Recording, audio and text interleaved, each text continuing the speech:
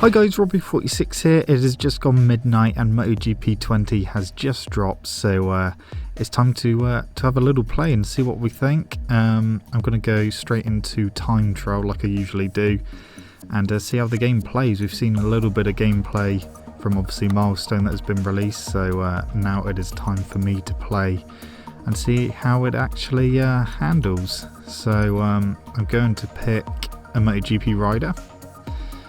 And I may be speaking a bit quiet because it has just gone midnight, so I don't want to be too loud and wake the neighbours or anything.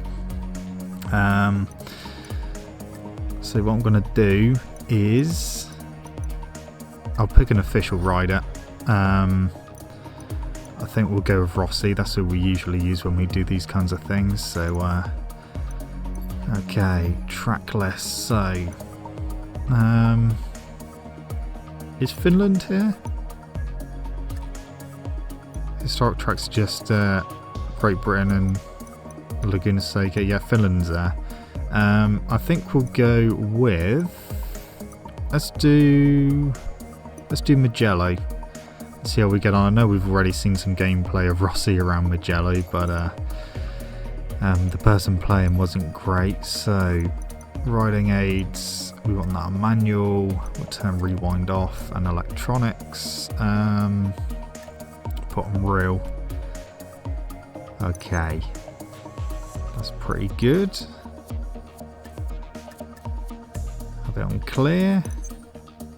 Right, we are ready to do our first laps of MotoGP 20. Let's go do this.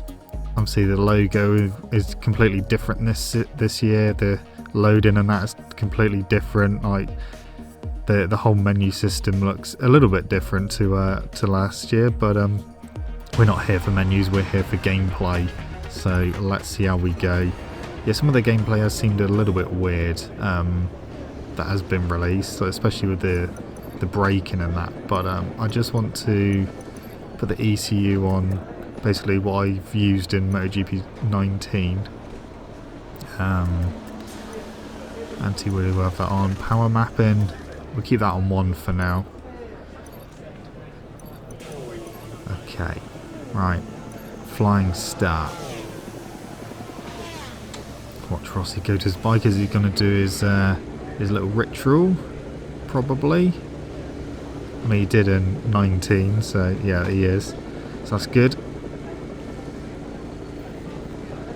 Okay, so on the bike, here we go. First laps with Valentino Rossi around Mugello on MotoGP 20. Alright, here we go. Right. The rear does come up. Okay. Right, we might have to watch out for that, but that is literally my first braking point, and yeah, right. Let's see what we can do. Hopefully we won't crash. I'm going to try and play like MotoGP 19 and see how we get on like that. Down to turn 1. Ooh. Yeah. Ooh, the rear does want to come up.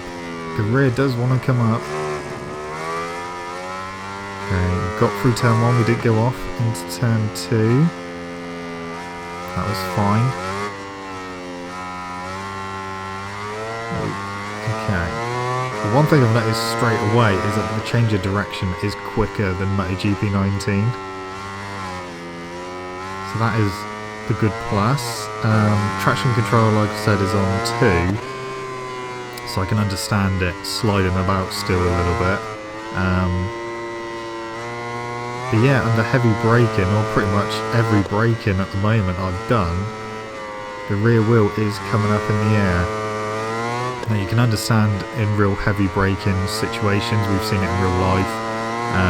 A lot of the riders, the rear wheel will come up under heavy braking. Now we've invalidated the lap time. Oh, proper sideways there. Okay, so we've invalidated the lap time unfortunately, so this is not going to be a lap time that counts. But we haven't crashed yet, and we're nearly at the end of lap 1.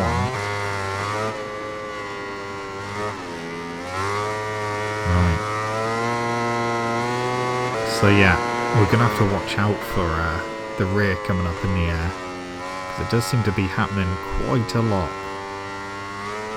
And I used quite a lot of back brake, especially in MotoGP 19 and, well, a lot of the games really. So if your rear's in the air and you've got your back brake on, it's not having any effect whatsoever. Okay, let's try again. Let's try and get a clean lap together. So through turn 1, turn 2. But yeah, on the gameplay that was released, that the person that was playing was like on and off the brakes, like really rapidly going into corners and that, which was really weird to see. Oh, I've invalidated it again. That's annoying. I'll tell you what, the curbs seem a bit more user-friendly this time. I think the curbs might actually be even more usable. I mean, they have been a bit of a problem in the past. MotoGP 19 wasn't too bad, but they seem to be more usable this time around, which is good. That is a bonus.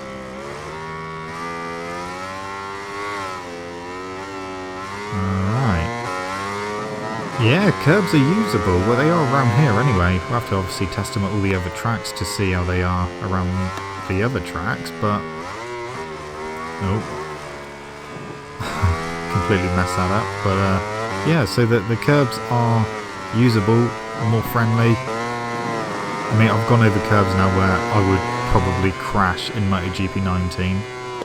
So that is good. We need to try and sort the rear end coming out. We will test the crashing at some point as well, because that's a bit different this time around, I think. Well, apparently it is. So, down to turn 1. Oh, come on. It's fine, it's fine.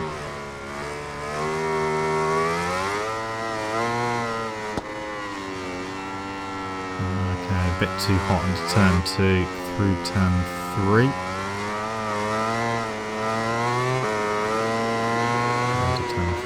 Oh, no. Oh, well, there we go. There's a crash. So, onboard crash. And yeah, you do respawn where your bike stops, so that is good. So you're going to lose more time in a race because of that. There's a nice little addition of going on board when you crash.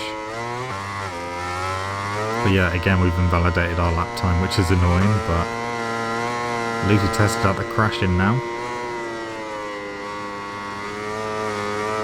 But yeah, what happened there, the rear came up in the air, and because the rear was in the air and I was doing a big stoppie, I couldn't turn the corner. So yeah, you're definitely going to have to watch out for the stoppies going into corners.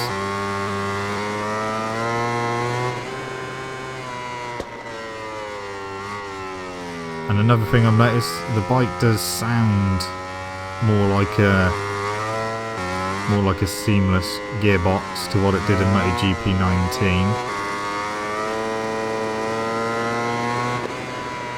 And going down the gears is a bit quicker. That was one issue I had with MotoGP 19. Like, trying to go down the gears rapidly didn't seem to happen. It was fine in 18 and previous games, but 19 it just seemed a bit slower than normal. But yeah, you can go down a bit quicker in this game as well. I mean, overall looks of the game, to me, they do look very, very similar to 19. I have to put them side by side. I will do a side-by-side comparison soon to have a proper look. But yeah, graphics-wise, they're very similar to 19. But again, I will obviously do a comparison and we can look at it in a bit more detail. And we can compare the sounds as well. But yeah, it's not, physics-wise, it's not a huge departure from 19. It's obviously been tweaked. Obviously, the main things are braking, and watching the rear coming up in the air, sliding the bike seems easier this time as well, so you've got to watch out for that a bit more. But change of direction being quicker, that is definitely a plus. So yeah, happy with that. But yeah, it's feeling good at the moment. No major issues at the moment apart from the rear coming up in the air, but the brakes are powerful even without using full braking. We're about to finish our first actual clean lap, so we'll see if we can do a quicker lap time. 45.4, so yeah, that's not a great lap time. So yeah, not using all of the front brake, or just easing it on a bit more, definitely doesn't really penalise you by making you run on. The brakes seem more powerful than 19, so you don't need to necessarily use all of the brake to get the bike stopped. So that's pretty good. But yeah, it's just going to get a bit of getting used to, obviously not using all the brake and slamming them on, because otherwise you're going to go, you know, either over the handlebars or just straight on because the rear wheel's in the air. Okay, let's try and improve my lap time. But yeah, kind of almost getting the hang of it already, which is good. Like I said, it's not a huge departure from 19, just more tweaking than anything. And yeah, they have already set up a roadmap of things to come for MotoGP, especially starting in May. They're going to obviously update some of the stuff in the game, like some of the deliveries and that. And when we get actual racing going, they'll do some more updates. Moto E will be added to the game at a later date. I haven't actually checked if they are in the game at the moment, but they said that they're going to be added.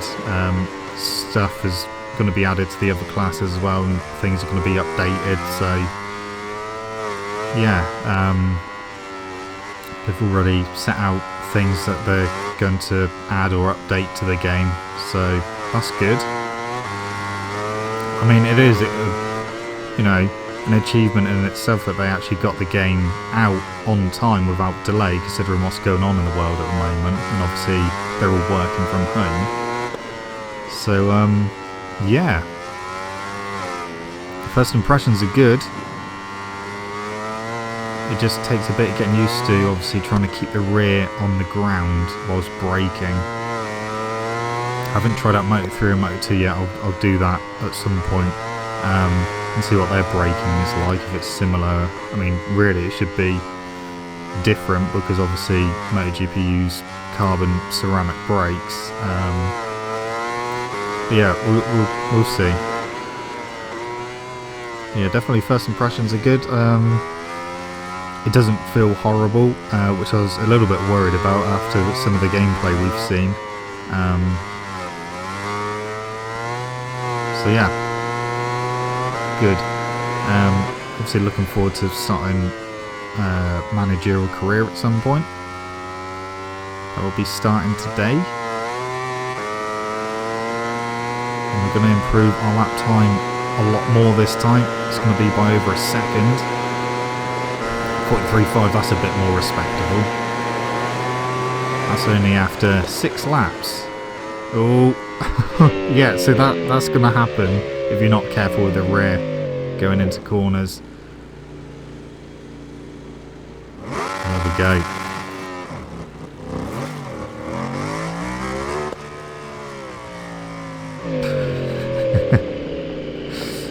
Right, what I want to know, does it smoke? Yes, it does.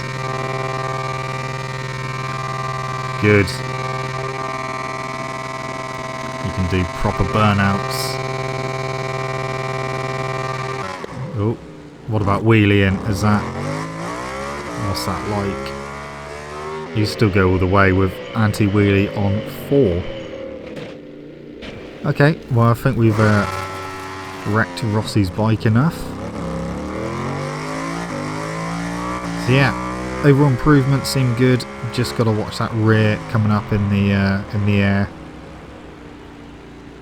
Trying to slide the rear around then with the rear brake, but didn't work as I was hoping it would.